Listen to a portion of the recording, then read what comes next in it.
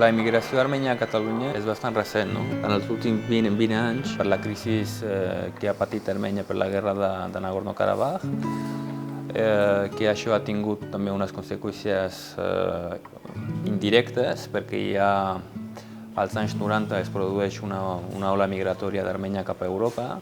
A Catalunya i en general a Espanya arriba la comunitat armènia a prop dels anys 2000. No?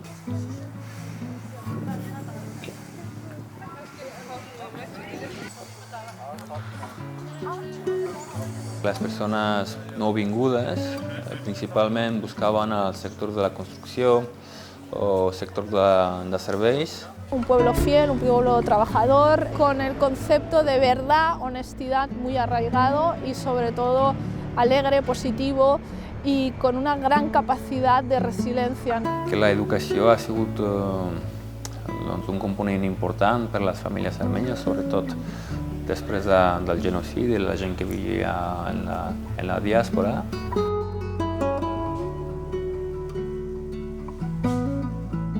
Cada uno tiene una gran mesa de ajedrez en su casa y en diferentes reuniones familiares que tenemos o bien con amigos armenios con los que nos reunimos, jugamos al ajedrez.